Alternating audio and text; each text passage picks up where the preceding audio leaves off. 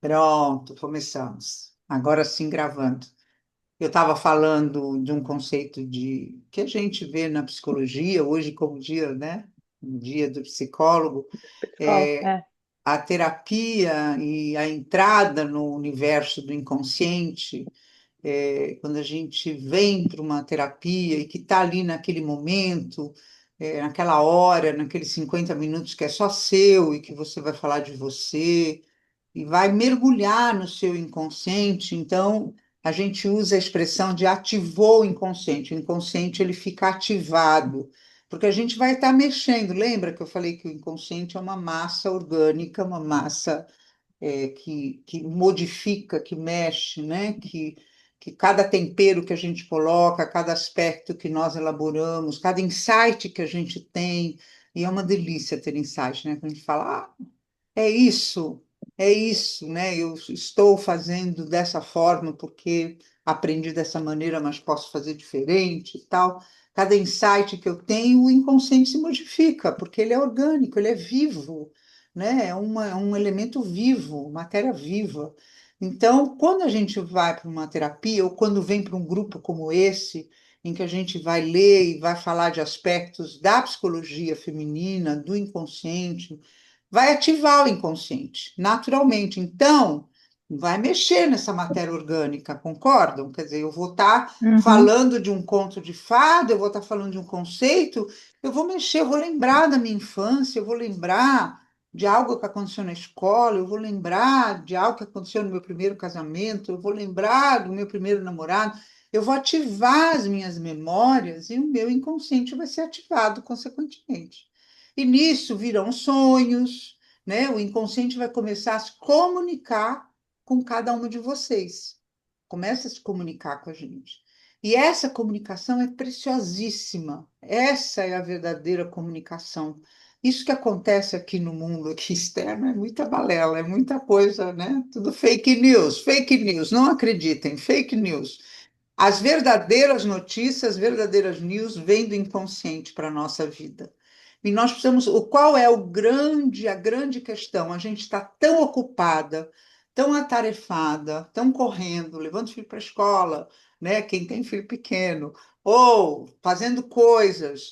Eu ouvi aqui muito assim, agora que eu aposentei, eu posso me dedicar a esse grupo, né? Eu posso me dedicar a mim mesma. Então, é isso mesmo, a gente uhum, está tão no corre-corre que a gente não percebe sequer as mensagens do inconsciente. E muitas vezes na terapia, o terapeuta faz esse papel, né? Às vezes uhum, a gente fala para o paciente, olha, eu estou percebendo que a mensagem do inconsciente é essa para você, através do sonho, ou através de algo que você está dizendo.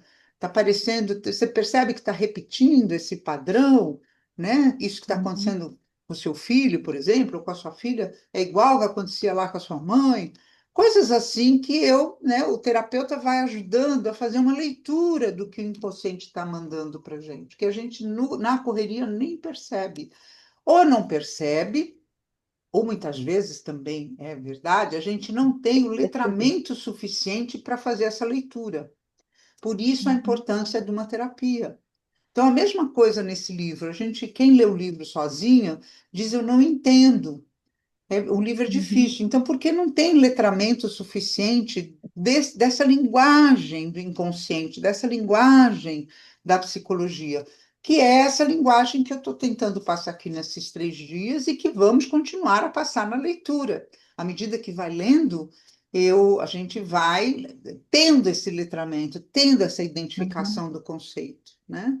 Então, esse uhum, inconsciente ativado virão memórias em vocês que vai ser importante observar, registrar. Então, por isso a importância do caderno. Vamos ter esse caderno que é para a gente escrever o que você está sentindo, escrever o sonho que você teve, escrever um insight, escrever uma percepção. Estou triste, vou escrever que eu estou triste, por que que eu estou triste? Ou estou alegre, pode ser alegre, um insight. Eu quero registrar isso no caderno. Então, o caderno vai ser o acompanhamento, é o diário de bordo, né? Vai acompanhar em toda a jornada. Eu acho maravilhoso. Adoro. Eu tenho uhum, aqui caderno, já mostrei para vocês a semana passada. e eu tenho sempre meus cadernos, né? Que estão ali empilhados, e eu já tenho trato com uma amiga minha que quando eu morrer, ela queima a caixa vermelha, porque é uma caixa vermelha. Queima a caixa vermelha. Se der tempo de eu queimar antes, eu queimo antes, mas vamos ver se não, ela queima a caixa vermelha. Eu preciso falar isso para o meu filho mais velho. Agora não, porque aí ele vai ficar curioso, vai querer ler. Mais, mais velho, aí eu falo para ele queimar a caixa vermelha. Bom, eu vou pôr de novo aquela imagem, né, pedagógica do triângulo, do iceberg, para a gente falar de outros conceitos super importantes. Hoje a gente vai falar de arquétipo, símbolo, e por que que a Clarissa e o Jung, né, o sucesso do livro, nos contos de fada, né, nos mitos e contos de fada.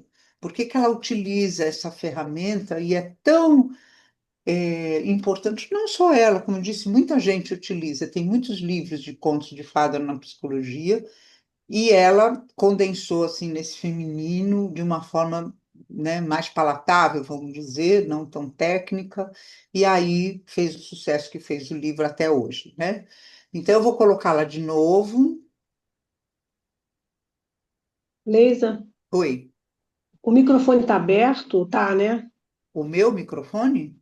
Não, eu estou preocupada com barulhos, barulhos aqui em volta.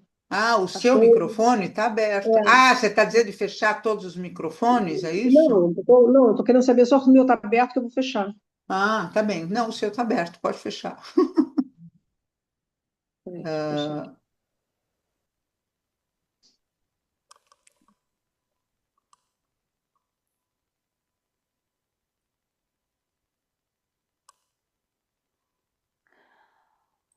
pronto, vocês estão vendo? Sim, tem que botar na tela cheia. Ah, sim, já botei na tela cheia. Para mim já está na tela cheia. Para vocês não está? No. Não? Silvana, como tá para você? Eu não estou ouvindo, Silvana.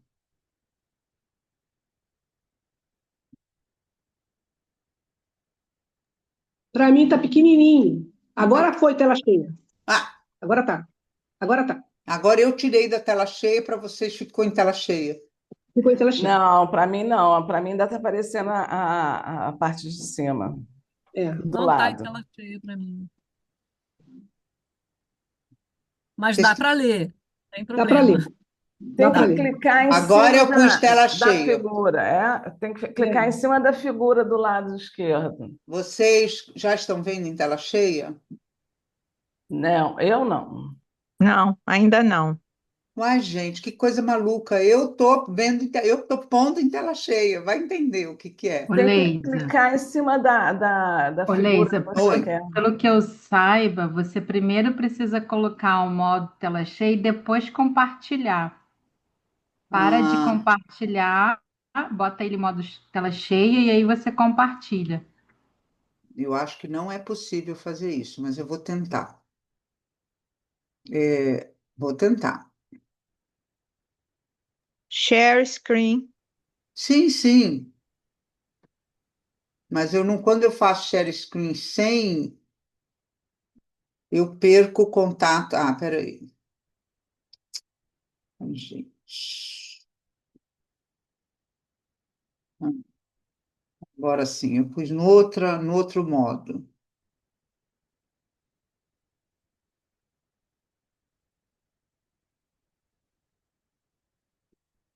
E agora? Agora Aí, foi. agora foi. Ah, tá bem. Olha, isso é novidade, que eu sempre fiz do outro jeito, agora é desse jeito, vai entender. Bom, enfim, anyway. Hoje a gente então vai ver essa totalidade. Claro que tem muito mais conceitos do que eu estou falando aqui, mas esses são os conceitos básicos para a gente entender, né, um pouco do livro e da psicologia junguiana que é tratada no livro. Então a gente falou da persona e sombra, né? Falamos do ego, persona e sombra, que é aquilo que fica escondido, que o ego não tem capacidade de enxergar e de perceber. Tem na sombra coisas boas e coisas não boas. mas tem coisas muito boas, tem coisas novas, tem coisas.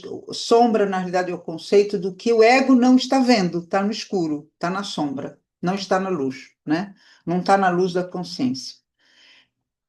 Quando a gente vai para o inconsciente, então tem a primeira camada, que é o inconsciente pessoal, que é onde está toda a nossa história, onde estão os nossos traumas, as nossas tristezas, tristeza da nossa família, da nossa história pessoal. E mais abaixo tem, então, o inconsciente coletivo, que é de toda a humanidade, né? E que Jung foi esse o grande salto dele quando ele saiu do inconsciente, só inconsciente pessoal, e percebeu que existia conceitos que permeavam toda a humanidade. E um desses conceitos que ele trouxe é o conceito de arquétipo e de instinto, né?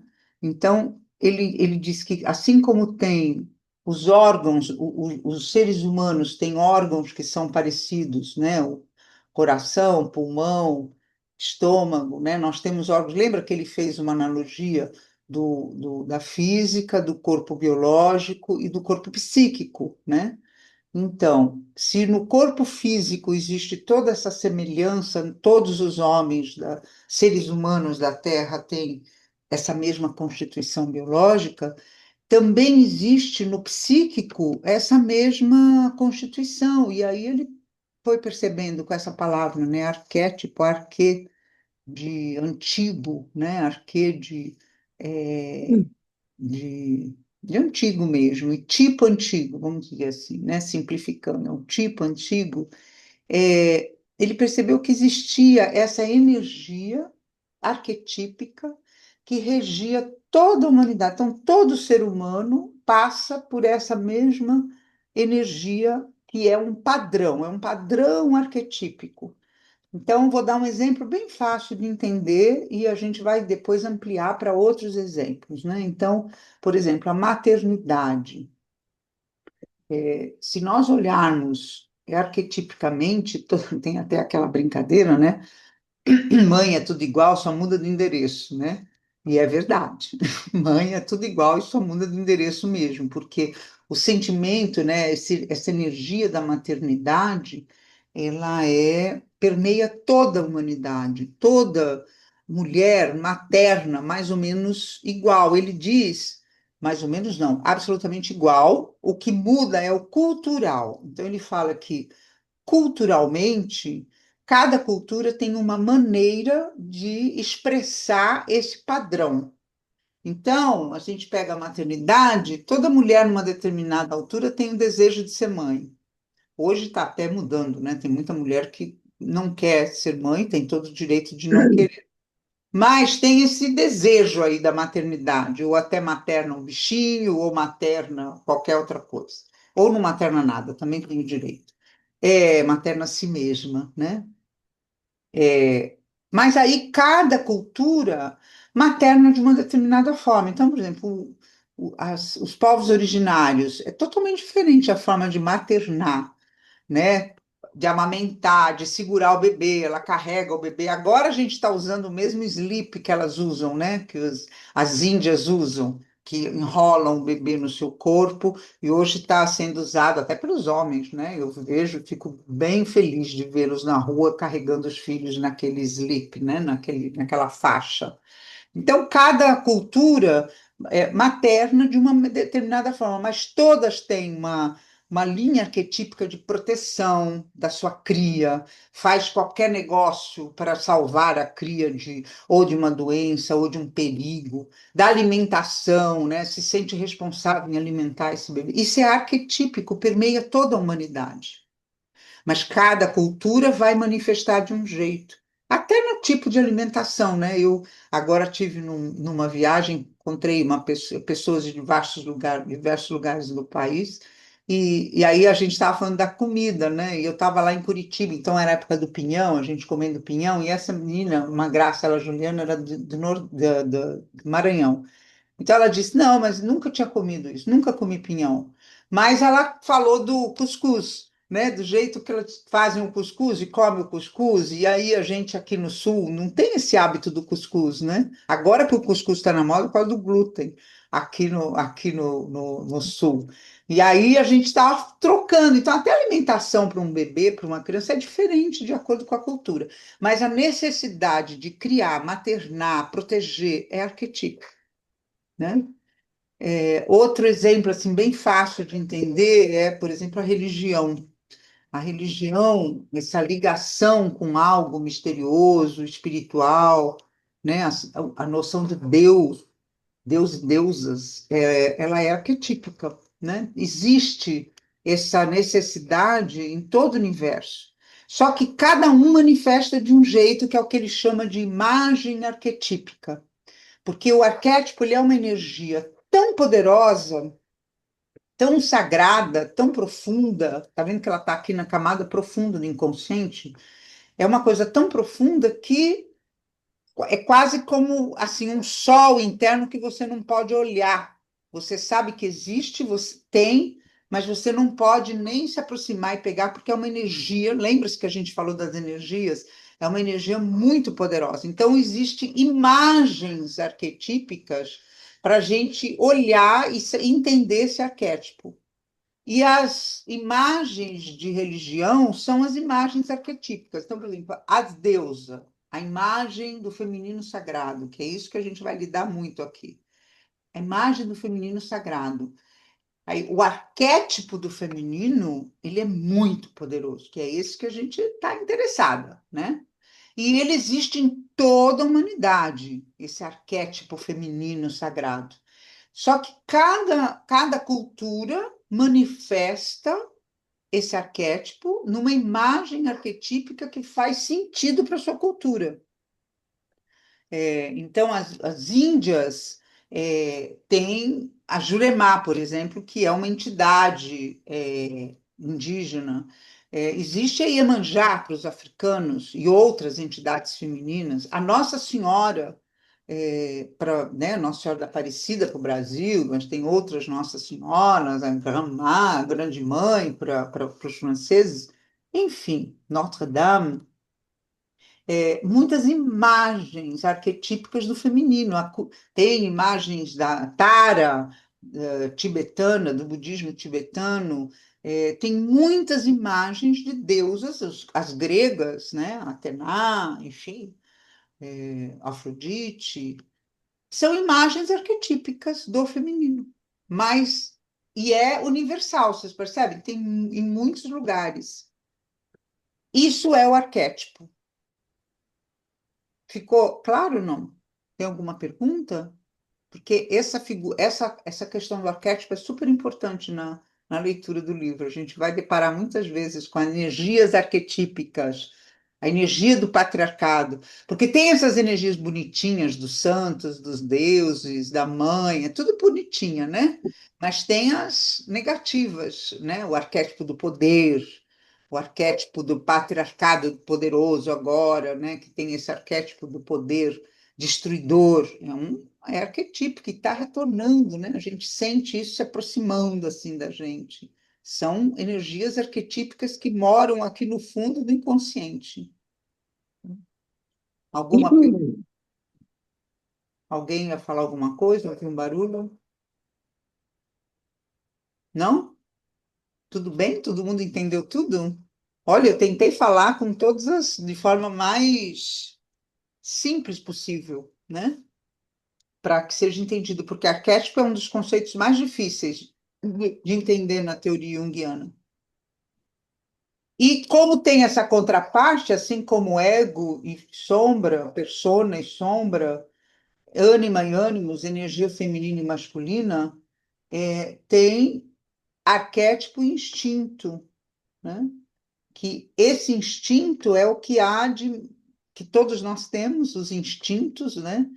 E que precisam ser trabalhados ao longo da vida, elaborados, para que não seja tão instintual, que ele seja mais não é psicologia, psiquificado, para poder a gente ter um convívio mais humano, vamos dizer assim. Mas a gente está percebendo hoje esses instintos muito à flor da pele, né? O próprio hoje se mata com muita facilidade, né? Se tira a vida, o feminicídio é um instinto de posse e, e de luta e de propriedade mesmo do outro que está à flor da pele. Né? Tem um cachorro aqui, o instinto do cachorro está latendo, está atrapalhando vocês? Vocês estão ouvindo? Não? Que bom, mas está me incomodando, porque é um barulho chato, mas enfim, De longe, ele late lá longe. para vocês é longe, para mim parece que está aqui do lado, na janela. Né? Mas então ficou claro, a gente vai usar, vai ter muita imagem arquetípica, né? O masculino arquetípico, o feminino arquetípico, a gente vai usar muito essas expressões, vai ver muito dessas expressões nos livros e na interpretação dos contos que ela vai trazer. Então, a gente falou a semana passada sobre essa ponte, né, esse eixo ego-self através dessas duas energias que é o feminino e o masculino. Então, a gente deu assim uma mapeada dos principais conceitos de compreensão desse universo aqui, que é o inconsciente, dessa totalidade. Agora, vem esse ponto super importante que é como é que eu vou navegar nisso tudo? Como que eu vou entrar e construir essa ponte aqui? Como é que eu vou sair desse ego, dessa consciência, da razão, da lógica, da objetividade, desse mundo concreto exterior que a gente vive, né? Como é que eu vou sair desse lugar do fazer, do estar entrando nesses papéis, nessa cultura, entrando nessas expectativas de papel? Como é que eu faço para entrar nesse mundo interior? Como é que eu faço para entrar nessa totalidade? Como é que eu faço para construir esse caminho aqui do ego e self? Então, tem um caminho que é essa linguagem simbólica, é uma outra inteligência.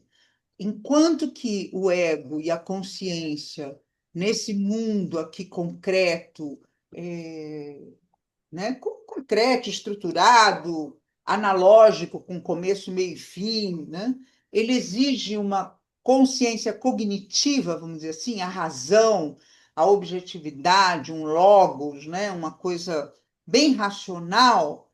Para se navegar no inconsciente, eu tenho que ter outra inteligência. E essa outra inteligência é a inteligência simbólica, que é a inteligência mais importante que a gente pode desenvolver e aprender.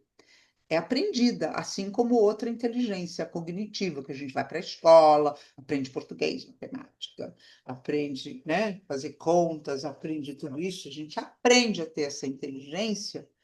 A mesma coisa, a gente tem que aprender a ter essa inteligência simbólica para poder navegar nesse mundo do inconsciente.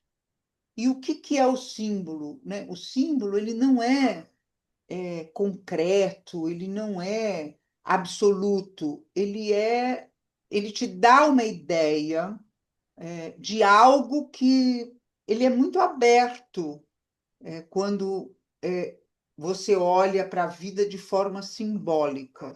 Por exemplo, gente, o cachorro realmente late aqui no meu ouvido. Então, o símbolo estou tentando achar palavras mais simples, né? Porque tem toda uma construção. O universo simbólico, ele é um universo subjetivo, ele não é um universo concreto. Então, quando eu falo do feminino e eu vou para o simbólico dos contos de fada, eu saio do concreto e do cognitivo de explicar o que é o feminino, né? Eu tenho outras formas de trabalhar essa energia que se apresenta nos contos de fadas de muitas formas do feminino. Então, o símbolo é uma maneira de eu olhar as coisas subjetivamente de forma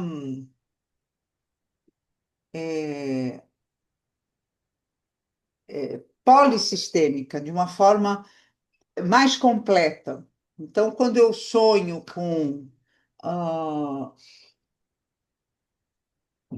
deixa eu ver um símbolo bem simples, assim, no mar, no sonho, eu sonho, o famoso sonho das ondas que invadem, né, a gente, é muito comum esse sonho, né, que você está na praia e vem uma onda, então aquilo é, uma imagem onírica é um símbolo, a imagem onírica, ela é simbólica, ela não é real, ela é simbólica. Então, quando o mar engole, isso quer dizer que tem águas emocionais, águas do inconsciente que estão invadindo esse ego aqui que precisa talvez de alguma proteção ou está precisando falar de determinadas emoções para que possa elaborar melhor essa água, essa emoção. Então, quando a gente analisa um sonho, a gente analisa simbolicamente, não analisamos concretamente. Por exemplo, sonho que eu matei alguém, ou que eu estou, ou que alguém morreu, e aí esse é um sonho que trazem muito para nós, assim, com medo. Puxa, sonhei que meu pai morreu e eu não quero que meu pai morra. Não, é preciso, acho que ele precisa morrer mesmo, né? Simbolicamente na sua história. Vamos trabalhar dessa morte simbólica. Até teve um sketch aí do Paulo Gustavo que circula muito, né? Quando ele fala que a terapeuta falou que ela tinha que matar a mãe, né? E aí vocês viram essa do Paulo Gustavo que circulou aí é, insistentemente na internet, né? Tem que matar a mãe. Então essa psicóloga está louca, tem que matar a mãe, melhor matar o pai primeiro, ele dizia, por que que tem que matar logo a mãe primeiro? Então a gente sabe que simbolicamente num processo terapêutico, a gente tem que ter esse trabalho da morte da mãe simbólica. É uma morte da mãe, é a morte simbólica da mãe, né?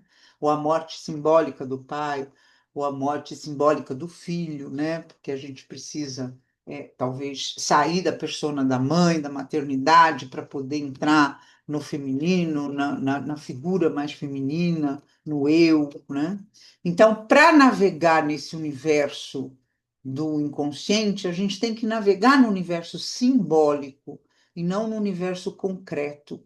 E nos contos de fada, né, e nos mitos, a gente trabalha sempre com a simbologia, né? Então, o casamento do príncipe e da princesa não é o príncipe e a princesa, é o feminino e o masculino, é a integração desses dois aspectos dentro de você.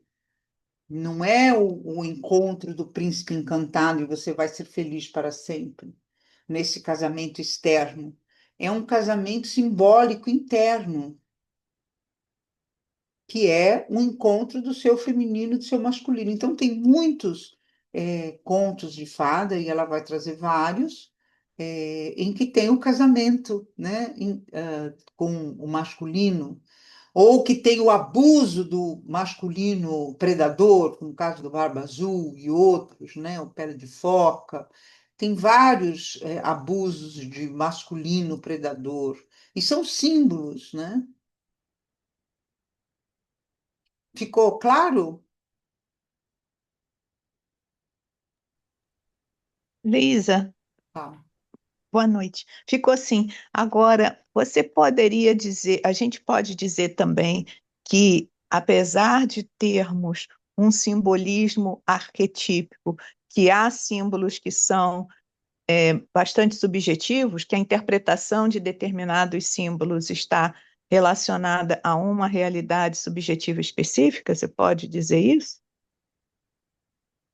Não sei se eu entendi sua pergunta, mas Deixa eu repetir, então. é, É, nós sabemos que existem conceitos arquetípicos, né? Símbolos que são arquétipos. sim, símbolos Agora, não arquetípicos.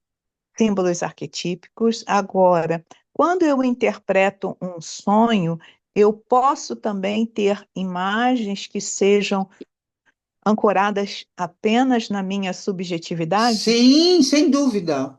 sem dúvida.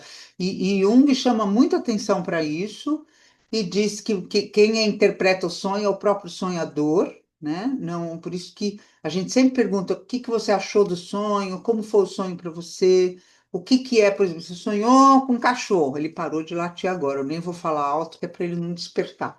Você sonhou com um cachorro, o que que é cachorro para você? Né? Ao invés de eu imediatamente já começar uma interpretação, dizer, ah, cachorro é um lado instintual seu, então é seu instinto que está aparecendo. Pode ser isso, mas o que que é cachorro para você? Ah, cachorro para mim era, sei lá, vou chutar aqui uma história, que normalmente são as histórias de cachorro. Era o meu grande amigo na infância, minha mãe saía, eu não tinha com quem ficar, e aí eu ficava com aquele cachorro, e o cachorro para mim era minha companhia e tal, blá, blá. Enfim. Este é o símbolo, essa é a emoção que está nesse cachorro para você. Esse é o símbolo que a gente está trazendo, é o símbolo da companhia, da irmandade, da carência, enfim, né? E aí vamos ver o que que significa aquele cachorro para você. Tem tudo a ver, sempre com o que a sua história pessoal sempre prevalece. Agora, é claro que tem imagens arquetípicas, né? Como eu falei, do mar, sei lá, Jesus, a cruz, outras imagens que são muito arquetípicas, né? É, e que tem interpretações quase que imediatas, né? Pelo aquilo, né? O peixe, por exemplo, o peixe é um símbolo de Jesus, então é uma coisa muito arquetípica que está ali, que pode aparecer num sonho, ou enfim, né? Mas com certeza, Eliane, é isso, né? Tem tudo a ver com o seu universo pessoal, né? E tanto que ela traz no livro diversos contos de fada, então russo, o conto de fada russo tem símbolos que são muito próprios da Rússia, né? Um conto indígena brasileiro é diferente. Ela traz contos também mexicano, né? De tribos originárias do Canadá, que têm símbolos muito próprios. E aí a gente vai também entender o arquetípico dessa energia, né? Que esse feminino é tão importante. A gente está vendo hoje novamente a beleza das redes sociais, que por conta dessas redes sociais, a gente está vendo, por exemplo, essa questão do feminino, que é tão universal hoje. Todas falam a mesma coisa. O feminicídio está instalado em todas as culturas. O abuso está instalado em todas as culturas, o abuso com a mulher, o não reconhecimento da mulher está instalado em todas as culturas, né?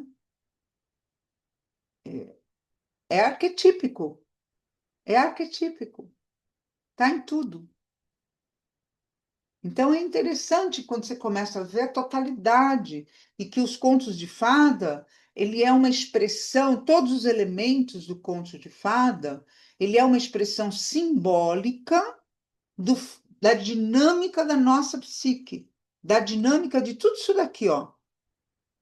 Então, vai ter figuras que representam a ânima, figuras que representam ânimos, vão ter figuras instintuais, vão ter figuras arquetípicas coletivas, vão ter imagens, da expressão da totalidade, vai chegar o grande sábio, ou a grande bruxa, a grande deusa, que é o símbolo da totalidade. Então, os contos de fada, os mitos que ela traz nos livros, tem todos esses elementos aqui da nossa psique e dessa dinâmica de um contra o outro. Por isso que é importante a gente entender esse mundo simbólico e essas figuras que vão e que circulam na nossa psique, no nosso interior, né? Na nossa psique.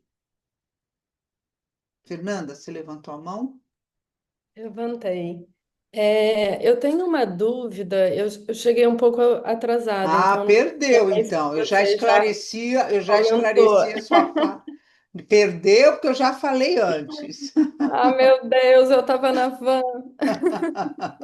Fala, Fernanda. A minha dúvida é se assim, se é possível ainda, né, hoje daqui para frente, serem criados novos arquétipos. Se é possível que algum símbolo cultural que se generaliza a um ponto no mundo que possa se fazer o caminho inverso de formar novos arquétipos? Pode, porque a humanidade é que cria isso, né? Não é uma coisa estática, parada, é dinâmico, né? É dinâmico. Então, pode ser construído. E tem coisa, por exemplo, a gente também tem um aspecto importante que eu nem pus aqui, que é mais complexo, que chama-se complexo, né?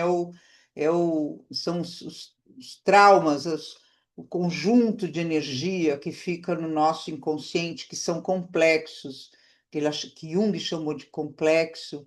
Então, tem vários tipos de complexos, complexo paterno, complexo materno, que são cargas energéticas ali em cima de traumas muito grandes que a gente viveu em determinado tema. E hoje a gente fala de complexos culturais, né? Autores trabalharam nesse conceito, e a gente está vendo claramente os conceitos complexos culturais são o racismo é um grande complexo cultural, né? O feminismo, o feminicídio, né? Todo esse trabalho com o feminino. Então, são coisas que vão se. A gente vai percebendo como funciona, vai nomeando, vai acontecendo, a mesma coisa os arquétipos, né? Não me vem agora nenhum exemplo de um arquétipo mais recente, vamos dizer, né? Construído. Eu estava me perguntando isso também. Não Teria me. algum mais contemporâneo já? É, mas não me vem nenhum assim, mas pode, né? Pode ser construído assim. O que é importante é que é um padrão cultural que permeia toda a humanidade, né? É um padrão de comportamento, de emoção que, né, um padrão, um tipo antigo que permeia tudo, né? E que tem e que explica, é como que você entende quando você fala é arquetípico, dá uma, né? Você entende a humanidade a partir desse, né, desse arquétipo. Então a gente vê, né, nesse arquétipo agora, esse arquétipo do poder agressor, né, que está tendo hoje tudo a guerra é uma necessidade arquetípica do homem guerrear. Eu digo homem porque você não vê guerra de mulher, né? Você não vê guerra de mulher. Estou falando de homem gênero mesmo. Não estou falando do homem ser humano, porque o mundo está tão no patriarcal que até isso, quando se fala tem homens, fala de toda a humanidade. Não é horrível isso? Eu brigo com isso o tempo todo quando falam. Ah, mas aí o homem, que é o ser humano. Não, é melhor falar ser humano. Então, o ser humano não é o homem. O homem, mas foi instituído. Eu tive uma discussão uma vez, foi instituído isso. O H, homem com H maiúsculo, significa humanidade. Então, mas está na hora de mudar.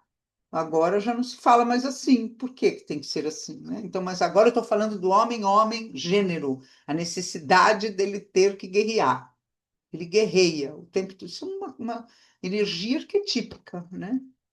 Alguém comentou aqui no chat sobre o bullying, e aí me veio um comportamento que eu não sei se pode estar se tornando arquetípico, dessa coisa do anônimo digital que ataca, que julga, protegido por essa coisa Pela da rede digital, né? anonimidade das redes, assim, se as redes em algum momento podem entrar. Não, porque assim, essa necessidade de agressão e do bullying, isso sempre existiu no ser humano, né? Desde que a humanidade é a humanidade. Sempre existiu, né? Judas fez um papel assim obscuro, né? Vamos combinar? Não tinha rede social, mas ele fez um papel de traição e de tal, e de dizer isso, dizer aquilo. Madalena viveu esse arquétipo, né? De todas as formas dizendo que ela era prostituta. Até hoje não se sabe o que é Madalena. Está todo mundo descobrindo que é Madalena. Precisa ficar provando que ela não é determinada coisa. Então, sempre existiu isso. É que hoje está de outra forma, de outra maneira, mas sempre existiu, né? Porque faz parte da humanidade. Essas energias, o bem e o mal, existe no mundo dual, né? Sempre, na humanidade, sempre, né? E essa necessidade de guerrear, e essa necessidade de destruir o outro, enquanto tem também necessidade de ajudar, de construir, né? Então tem, acho que foi a Margaret Mead que colocou que o homem começa a humanidade quando eles encontram o homem o esqueleto com o fêmur machucado e curado, né? Então, alguém cuidou deste ser humano que teve o fêmur cuidado, né? Então, ali começou o humano, né? A questão humana, porque tinha um cuidado, mas era guerreando e matando e sobrevivendo. Isso é arquetípico. E hoje a gente está vivendo isso fortemente. Tem coisas que não dá para explicar por quê, mas está assim, está vindo à tona, né? Porque tem falta de interiorização, falta de elaboração, falta de olhar para si e elaborar. Então, nós estamos vivendo esse mundo absolutamente instintual, por falta de construir essa ligação aqui com o self, com o interior, falta de subjetividade, falta de simbólica, parte para o concreto, falta de inteligência simbólica. Tudo isso influencia em toda essa dinâmica do mundo. Então, é importante que nós, quanto mais pudermos construir esse caminho da inteligência simbólica, da subjetividade, que é feminino, né? Então, eu ainda queria falar um pouco da energia feminina e masculina, não de gênero, mas de energia, né? Então, a energia do feminino, que a gente pode chamar de ânima, é uma energia que todos os seres humanos têm, não importa se é homem ou se é mulher, não tem gênero, é uma energia da gestação, tudo que é do feminino. Vamos pensar no feminino gênero, depois a gente amplia para o feminino energia. Então, assim, a feminina é a capacidade de gestar, a feminina é a capacidade de acolher, a energia feminina. É uma energia mais acolhedora, redonda, mais uterina, de ter paciência, transformadora. É uma energia da amorosidade, do acolhimento, da sensibilidade, da subjetividade. Tudo isso é da energia feminina, da arte, da criação. Quem cria, quem dá luz a um novo ser é um feminino. Então, a criatividade, a, a luz ao novo, a flexibilização, a subjetividade, a amorosidade, o acolhimento, o cuidado, tudo isso é da energia feminina e que nós estamos precisando muito no mundo nesse momento. E a energia masculina é a energia mais que todas elas duas são necessárias, tá? Não tem melhor ou pior. Não existe competição, não existe guerra. Existe a necessidade, porque isso daqui, esse todo aqui dessa que eu estou mostrando aqui na pirâmide, mas que ele é circular, é um conjunto de energia onde que tudo é necessário para a harmonia interna. Então, é necessário energia feminina e é necessário energia masculina, porque é necessário a oposição para que possa transcender algo e a gente perceber essa totalidade, né? Então, a energia feminina é isso, a energia masculina também é necessária, tudo é necessário. É a energia da objetividade, ao contrário, energia da objetividade, do corte, vamos dizer, enquanto que o feminino é a gestação, o redondo, a flexibilização, o masculino é o concreto, é o objetivo, é a realização, é o fazer, é o concretizar, é o sair para a ação.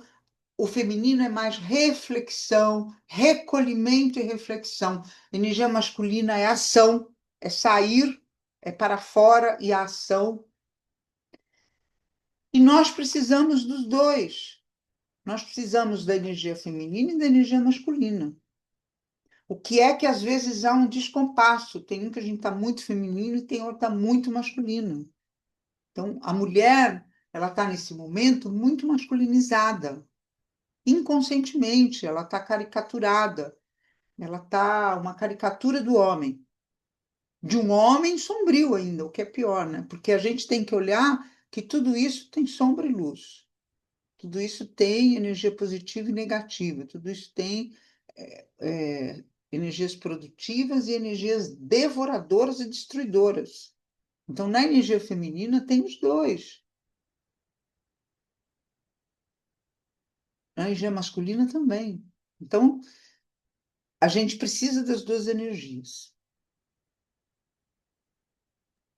Isa, Sim, será que a gente pode dizer que essa dominação patriarcal, né, que a gente sabe é uma coisa histórica, sim, é justamente por conta desse poder que a energia feminina tem, esse sagrado feminino, ele é muito poderoso, né? muito.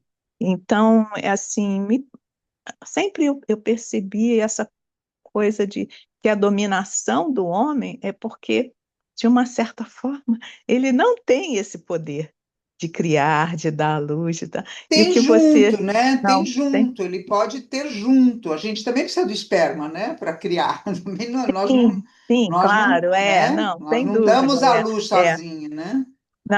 não somos hermafroditas, né? Não damos à É, luz sozinhas, mas a impressão que eu tenho é que é, é como se não houvesse uma reverência a esse feminino, e aí é muito mais fácil você desqualificar esse feminino, né? Como, né, Maria Madalena era prostituta, quando muitas sim. vezes talvez tenha sido a mulher de Na mulher de Jesus, Jesus, com certeza, né? né?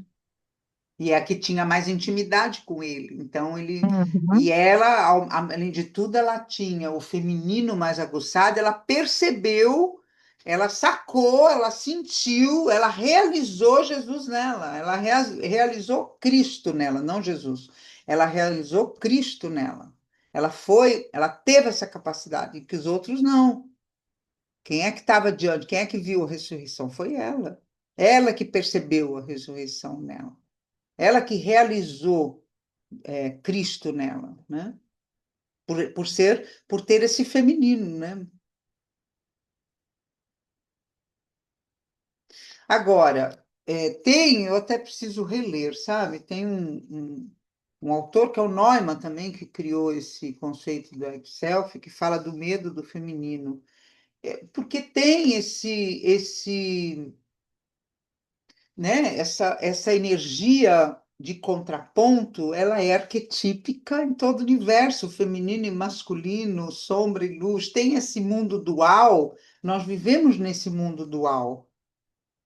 Todas as religiões falam da dualidade e da transcendência da dualidade para a totalidade. Quando você encontra assim, o paraíso no mundo cristão, é a transcendência do dual. Quando a terra de Budas no budismo é a transcendência do dual, né? Encontro com a totalidade é quando você consegue sair desse dual e transcender para totalidade, para esse self. Então é arquetípico essa luta entre o bem e o mal, entre o feminino e o masculino. E neste momento o patriarcado está por cima, vamos dizer assim, né? Eles estão no poder. Mas já teve época do período matriarcal, em que a mulher estava no poder. Então existia culturas matrilineares, existia culturas totalmente matriarcal, de cooperação, não tinha guerra, não tinha nada disso, porque é diferente, né? A forma do feminino atuar. Mas há uma virada de energia, porque é uma virada sempre em tudo. Se a gente for olhar assim, é em tudo na vida. O que a gente precisa? Buscar essa equanimidade do feminino e do masculino e desse casamento interno em nós mesmos. E nós, mulheres, temos que fazer esse caminho. Não tem jeito. Nesse momento tem que ser assim. porque os homens estão distantes desse feminino também, eles estão muito nesse masculino sombrio, que é sombrio também esse masculino que eles estão vivendo, porque esse não é um masculino integrador, né? É um tema complexo, é um tema complexo, e a gente vai compreender na leitura do livro, né? Buscando esse feminino sagrado, que é importante, onde acolhe esse masculino, porque a Clarissa diz no livro, né, e Jung também diz, é preciso ter um feminino forte para integrar esse masculino, para derrubar o ânimos negativo e integrar o positivo. Mas tem que ter um masculino, um feminino forte para isso, para poder perceber as diferenças.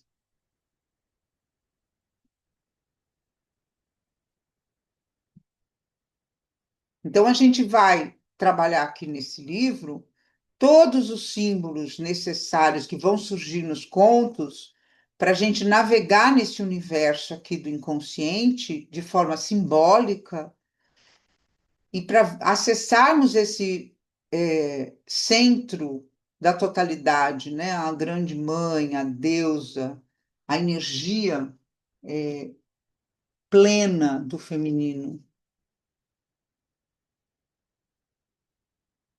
que não é fácil, a gente dá um passo para frente, dois para trás. Hoje eu estou mais plena, mais inteira, mas aí acabo escorregando em aspectos da cultura, da sociedade, mesmo com a gente mesmo, porque o que que a gente vai trabalhar? Com a gente mesmo. Como que você se trata? Como que você se qualifica? Como você se cuida? Você não é agressiva com você? Você não se xinga, né? Você não se agride, você é tóxica às vezes com você? Você é abusiva com você? Você está tomado às vezes, sem perceber, Maria-Elisa, eu já vi que você levantou a mão, já vou chegar aí, tá? Você é tomada muitas vezes por esse masculino sombrio que é abusivo com você, interno, um abusivo, um masculino interno abusivo, que a gente é tóxico com a gente mesmo, dizendo, mas você, hein, foi falar aquilo para aquela pessoa, você tinha que falar aquilo, você não é boa o suficiente, você não foi boa naquela reunião, você não foi boa naquela apresentação, você não. Enfim, tem dias que a gente não está boa mesmo. Tem dias que a gente está mais brilhante, tem dias que a gente fala melhor, tem dias que a gente faz melhor, e tem dias que não. E é normal. E a gente precisa se aceitar assim, e se acolher, e se cuidar. O quanto que a gente se cuida. Enfim, tem esse masculino interno em nós mesmos, muito duro às vezes. E que é isso que a gente vai perceber no Barba Azul. Marilisa, se levantou a mão, fala. Cadê você aqui? Deixa eu dar um stop share aqui que É, já. só para mostrar que eu não estou dormindo, né? Boa. Ah, não estou dormindo, não. Estou esperta pra caramba. Escuta, essa questão do equilíbrio, isso aí você está falando do aspecto assim que dentro desse trabalho você quer que a gente vivencie, né? Que seja assim uma coisa interna, eu entendo. Agora, o trabalho do livro, pelo que eu entendi, que eu estava lendo a introdução hoje, é, ela está levantando uma bandeira, né? Tipo assim, o momento é agora de um resgate histórico, porque o feminino tem só tomado porrada há muito tempo. Deu uma Então, falhada não é tá você falhando não a acha? sua. Assim, o feminino, ele precisa, ele tá, assim, o mundo está sendo devorado, e se a gente não acordar, entende? É simplesmente o fim da vida se a gente não escutar essa mulher selvagem a nível individual e a nível coletivo. é meio dramático, né? Pelo que eu É, percebi na é, introdução. O que que você é. acha? É isso mesmo, e é real, né? A gente não está vivendo isso. E olha que o livro foi lançado, eu não sei que ano que foi lançado, tá? Eu preciso fazer uma pesquisa. Foi em É, 89. então, 89. Então, olha só, né? Nós estamos em 2025, a coisa está mais grave ainda. A coisa está mais grave ainda, né? Com o índice de feminicídio subindo absurdamente. Então, a gente precisa realmente de uma transformação, e é pelo feminino. É uma transformação, não é pela guerra, é pelo feminino, é pelo acolhimento, é pela amorosidade e é pela luta pelo nosso espaço e através da cooperação entre as mulheres, que é uma coisa que o masculino implantou muito fortemente, da competição entre as mulheres. E a gente está precisando da sororidade, da cooperação. Então, de forma muito masculina, eles muito espertos colocaram a gente uma contra a outra. E a gente precisa apoiar a outra, nós precisamos estar junto, ninguém larga a mão de ninguém, porque é através do coletivo que a gente vai conseguir essa transformação. Então, quando as mulheres se juntam, a força é muito grande. Vocês têm noção, né? A força poderosa que é muitas mulheres juntas, É, certo, né?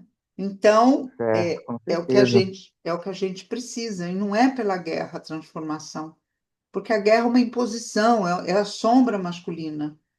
E a gente está precisando no positivo feminino, né? Então, a gente está precisando sensibilizar Sim, os mas é de uma homens. força. É de uma força, É não, mas tem. também de uma força. Né? Não é assim, o feminino, digamos, suave, aconchegante, Não, receptivo, não é? Entendeu?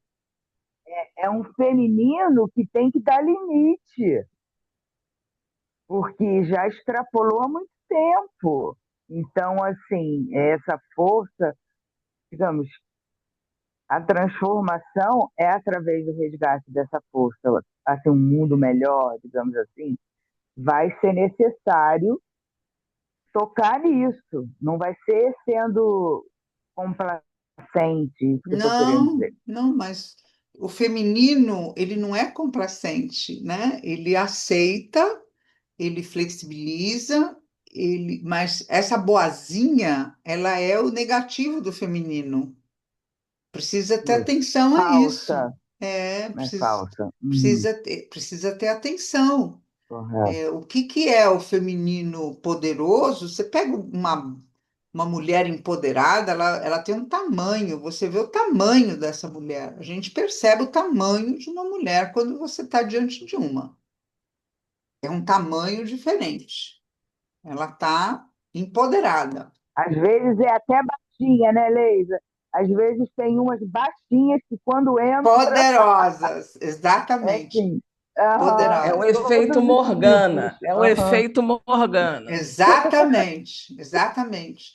Então, e quando ela chega, ela tem força exato. e ela, né, coloca limites só na presença.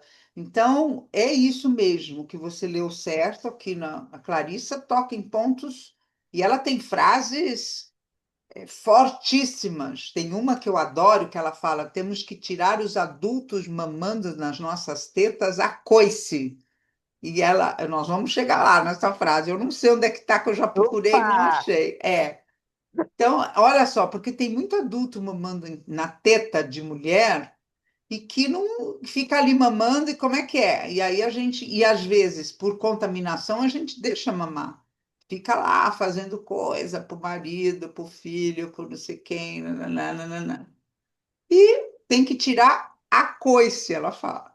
Vamos tirar esses homens mamando nas tetas, a coice. Não é no queridinho, amor, não é o que você falou com complacência e com isso daí não chega a lugar nenhum. Então tem que tirar a coice. A mulher selvagem, ela não é boazinha, ela é uma mulher selvagem, lá que sabe. Então, pode ter uma conversa, não funcionou, tem que ser mais radical. Mas tem que ter um propósito pessoal, tem que ter um sentido forte, tem que estar tomada pela energia correta, né? Tem que estar tomada pela força desse sagrado feminino, que você falou muito bem, é muito forte, é muito poderoso. Assusta mesmo, né? É complexo, né?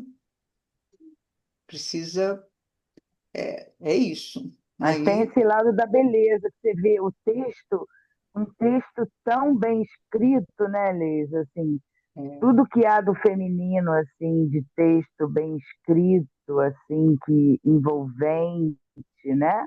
é Com maravilhoso, né? imagens fortes, mas com muita beleza, né? E muita arte.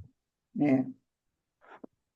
Então, eu acho que a gente tem um trabalho aí de acessar esse feminino, que não é tão simples assim, né? Que a gente acessa, mas é uma jornada. Não é tão simples. Se fosse simples, era fácil, né? A gente comprava ali na esquina, estava bom. Mas não é assim. É uma jornada. É uma jornada, tem puxada de tapete, tem resistência, porque o inconsciente tem todas essas energias. Tem todas essas energias juntas, agindo. Então não é tão simples. Eu vou dar um exemplo bem simples para vocês, vocês vão entender o que eu estou falando, que não é tão simples. Vou falar do nosso cotidiano. Todo mundo sabe, pelo menos assim, né? Todo mundo, modo de dizer. Muitas pessoas sabem que a meditação é uma ferramenta poderosa. Tenho certeza aqui que se eu perguntar para vocês se vocês já meditaram, todo mundo vai dizer que sim, já tentou, já foi bom, conseguiu que fosse 3 minutos e foi ótimo e tal. Todos os mestres dizem tem que praticar, é uma coisa de prática. Você tem que fazer todos os dias, ou pelo menos, né? 5 minutos, 10 minutos por dia, gente, não é nada, né? Vamos combinar? Mas tem uma resistência poderosa que não permite que você sente e faça a prática, que sente e faça uma meditação de 5, 10 minutos por dia. É uma resistência que você não sabe nem de onde vem. E você não faz. Não é assim? Então, não é ninguém, não é o vizinho que falou não faz, não é não sei o que falou não faz. Vem de dentro da gente, que não deixa você fazer. E, e assim para tudo. É assim para tudo. São forças energéticas internas de resistência do bem e do mal, dos conflitos internos que habitam dentro de nós. Não está fora, não, gente. Tudo isso que está fora é reflexo do interno, de todo mundo junto. E aí, quando você muda internamente, você muda externamente também. Então, a gente precisa dessas mudanças internas para refletir no mundo essa mudança. Quando uma pessoa muda, o entorno muda, não é assim? Então, vamos olhar para essas nossas resistências, que são muitas. A resistência está interna aqui em nós. Então, a gente precisa dar alguns passos, a gente precisa fazer exercício, a gente vai ter que se reunir em grupo, a gente vai ter que conversar sobre o livro, uma vai ajudar a outra, e aí uma vai dizer: Olha, eu também fiz isso, foi difícil para mim.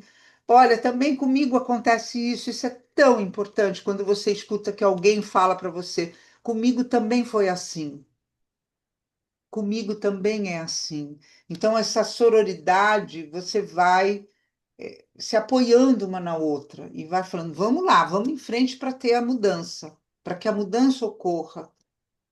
E vamos fazendo muitas práticas. Eu quero fazer reuniões também presenciais, ver se eu consigo fazer alguma até o final do ano, né? Grupo de mulheres, ou falando da criança interior, que eu acho uma coisa super importante, a menina interior em cada um de nós, que a gente precisa olhar. Vocês viram a entrevista do Felca no Bial? Gente, eu chorei. Que coisa mais linda foi aquilo. Se não viram, vejam. E o Bial pergunta para ele: Você acha que você fez tudo isso pela criança que você foi? E ele percebeu ali na hora. Ele percebeu ali na hora. Ele falou: Puxa, Bial, foi muito profundo, até me arrepiei agora. Foi muito profundo o que você disse, eu acho que foi isso mesmo. Aí ele fala da criança dele que não foi escutada, não foi ouvida, ela não tinha voz. Foi muito lindo. Esse cara é muito especial. Ele é muito especial. E o mais especial de tudo, para quem não viu, eu estou dando maior spoiler, vocês vão ver tudo de novo. Ele cancelou todas as publicidades dele, porque ele viu que tinha gente querendo aproveitar deste momento. E ele disse: Não, eu não fiz nenhuma publicidade porque precisava de um minuto de silêncio. Precisava de um silêncio. Aquilo, para mim, esse menino realmente é um influencer. Ele é um exemplo do que é um influenciador. Mas a questão dele foi a criança interior, que todos nós temos. Essa criança que cada um tem uma história. Ou foi maltratada, ou não foi olhada, ou não foi vista, ou foi vista demais, superprotegida demais, devorada por mães devoradoras, por pais devoradores, devoradas emocionalmente, que eu quero dizer, né? Tem um filme, como é que chama no Netflix? É fortíssimo, fortíssimo, e é um filme real. A Virgem Vermelha, a Virgem de Vermelho. Eu vou pesquisar e passo para vocês, que mostra ali o extremo. Claro que é uma psicótica, uma mãe doente, que devorou a filha de tal forma que queria, ela tinha que fazer tudo o que a mãe quisesse, né? Então, isso é que é um devoramento, é quando a mãe quer devorar o filho e quer que ele faça tudo de determinada forma, de uma determinada maneira. Então, tem muitas formas dessa criança ter sido construída, criada e está interferindo na nossa vida de adulto. Aqui agora, nós estamos tomadas pela criança, porque a energia, ela toma o ego, né? Os traumas, as dores, ela engole o ego. E aí você acha que é você, mas não é você, é a criança que está ali, a criança carente, que está pedindo afeto, que se submete, muito comum na mulher, se submete a qualquer coisa para ficar com um homem, para ter um casamento, para dizer que é casada. Várias a gente conhece assim. Várias, inúmeras. A Virgem Vermelha. Obrigada, Débora. Assistam esse filme. Acho que está no Netflix. Está no Netflix, Débora? Eu acho que assistiu no Prime. Acho que está no Prime. É uma Pelo que história eu real. pesquisei aqui no Google, tá no Prime. No Prime, isso. É uma história real, doente, claro, absolutamente doente. Mas ele mostra o que é o devoramento de uma mãe por uma criança. É fortíssimo, é um filme forte. Mas é isso, está aberta a perguntas, a fala, que a gente está encerrando o último encontro de entendimento do corpo psíquico e do funcionamento. Eu tentei ser o menos, eu fiquei traumatizada com a fala, que ela nunca mais veio, a Silvânia, que era teórica, eu estou tentando ser não teórica, e aí eu não encontro palavras, tá? Às vezes difícil de eu tentar ser o mais menos teórica possível, mas era importante a compreensão desse funcionamento para a gente entrar no livro. Quem já leu a introdução pode dizer isso, ou quem já leu algum conto, né? Eu não sei, eu não sei onde é que está a minha mãozinha aqui. Ah, Vou falar. fala, Ana Julieta. Perdi a minha mão. Perdeu a mão. Perdi. Mas eu já li a introdução, achei ótima a introdução, mexeu comigo logo no início, já mexeu comigo, parei, voltei. Imagina como vai ser o livro, então, hein? Vai Não, já mexer. estou preparada, né? Essa coisa que você estava falando sobre a questão da maternidade, né? Porque a gente tem que aprender a deixar de ser filha e tem que aprender a deixar de ser Ser mãe. mãe, exatamente. Entende? É o que é difícil, porque aí a gente se torna amiga dos filhos, né? Que é o difícil. Mas é Boa. isso, eu sempre falei isso. Eu falei, gente, é difícil deixar de ser filha, né? Eu sempre vi isso na minha família e eu criticava.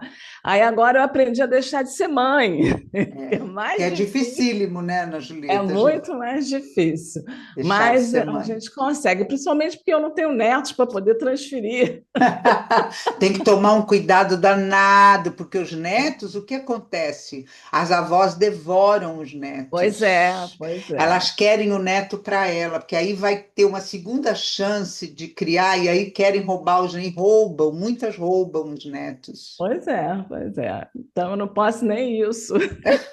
Não Mas dá. é esse o ponto mesmo, né, Julieta? Deixar de Mas ser é, filha, filha e porque deixar de ser mãe. a gente ainda está muito no papel de filha. Eu queria que meu pai me visse assim, queria que minha mãe me visse assim, queria que o pai não sei o quê. E é natural, gente. A psique tem muitas camadas e a gente fica presa nessas camadas. E depois deixar de ser mãe. Tem que deixar de ser muita coisa. É um trabalho psíquico, é um trabalho alquímico, é um opus alquímico, é um grande trabalho que a gente tem que fazer para fazer essa transcendência e esse casamento interno do feminino e do masculino. E a Débora fez uma brincadeira com você não sei se você viu no chat, Ana Julieta, que você perdeu a mão e ela disse: você perdeu o pé, é a história do sapatinho vermelho. É um conto muito bem colocado, Débora, é um conto do livro. E que eu lembro que eu chorava copiosamente nesse sapatinho vermelho quando eu li, porque eu estava imersa, tinha perdido meu pé e eu precisava comprar um Olha sapatinho só que eu vermelho. tenho sapatos vermelhos, Então, não olha vou aí, perder o pé. não vai perder o pé. Vamos chegar no sapatinho vermelho, é um conto fortíssimo, fortíssimo para nós mulheres. Muito interessante. Fala, Eliane. É, deixa eu abrir. Me ocorreu agora que, sim, precisamos deixar de ser filhas e mães. Mas será que no final da nossa vida, nossos filhos não passam a assumir esse papel de nossos pais? Não, não podemos deixar esse caminho. Esse é o caminho mais perigoso que existe. Não podemos seguir esse caminho. Ninguém pode ser nosso pai, nossa mãe. Você é No responsável sentido por de você. ser. Não, não, mas eu digo assim, no sentido, no final da vida, eu digo assim, realmente, quando a saúde já fica mais debilitada, será que não há uma inversão desses papéis? Não? É uma, Eles passam a ser os cuidadores, é, né? Quer cuidador é dizer, uma coisa, pai e mãe é outra. tá. Cuidador é uma coisa, pai e mãe é outra.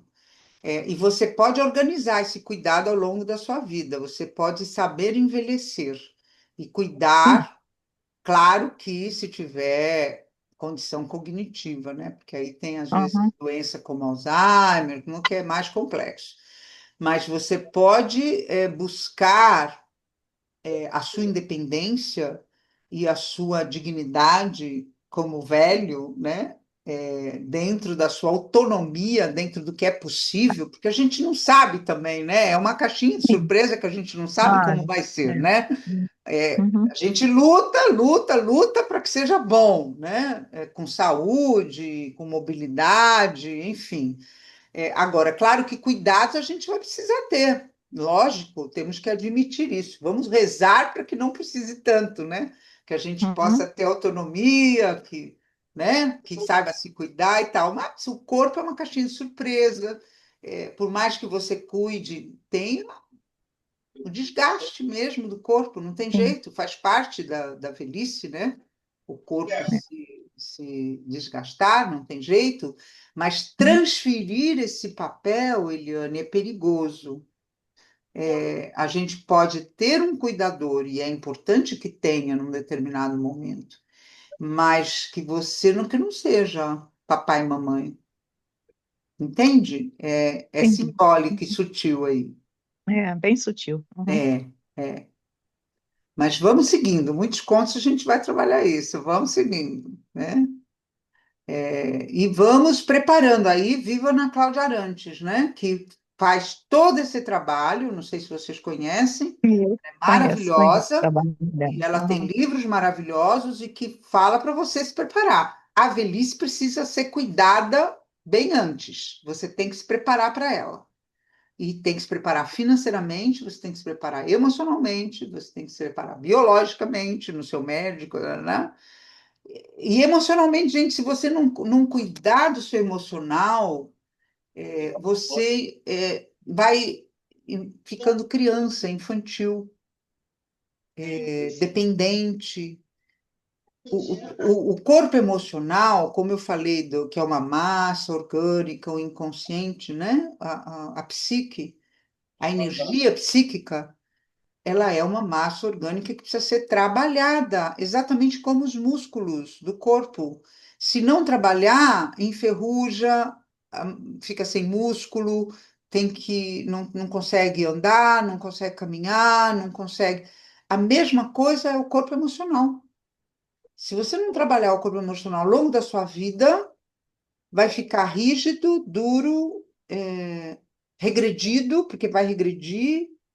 A gente vê isso muito em velhos que ficam infantis, precisam de babás, precisam de cuidador, precisam de papai, precisam de mamãe, precisam de um monte de coisa e ficam ranzinza, ficam teimosos, rígidos, porque tá igual os músculos da artrose, da artrite, ficam rígidos, não querem saber de outra coisa, não querem falar de outra coisa, não querem ver outra alternativa.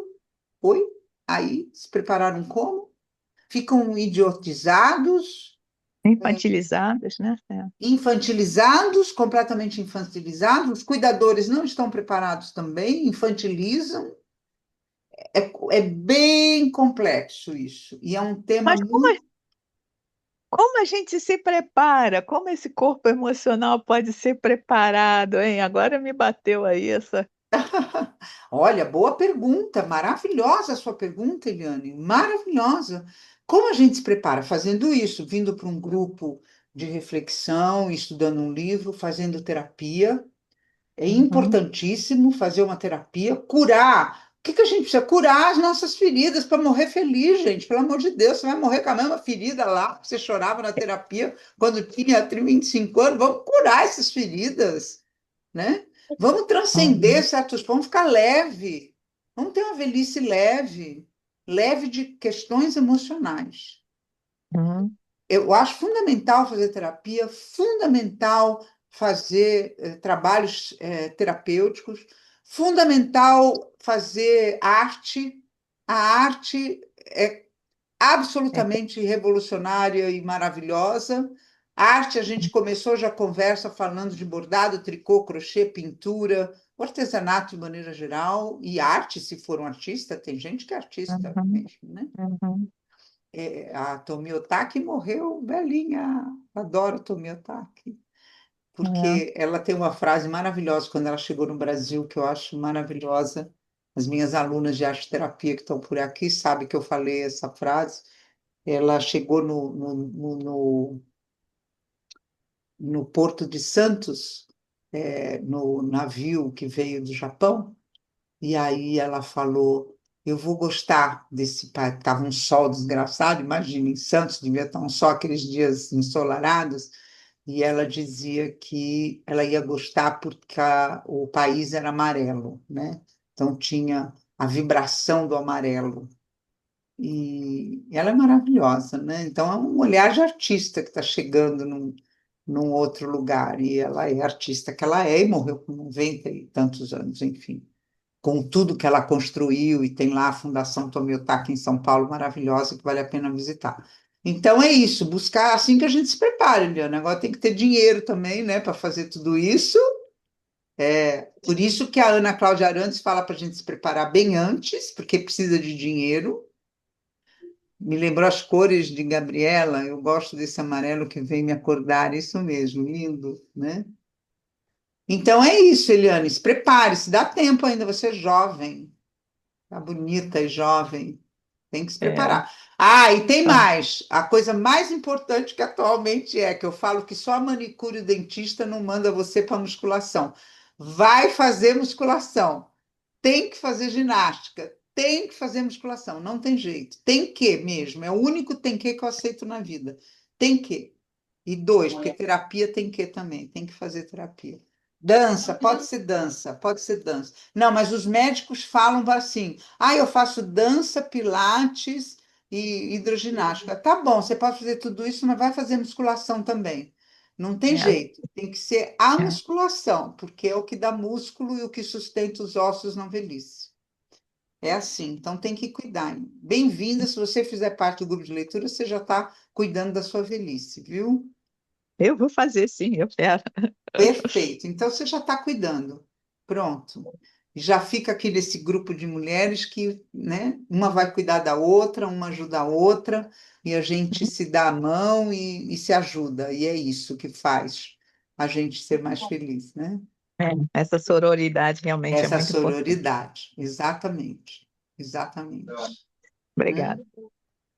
É isso, mais alguma coisa? Podemos encerrar?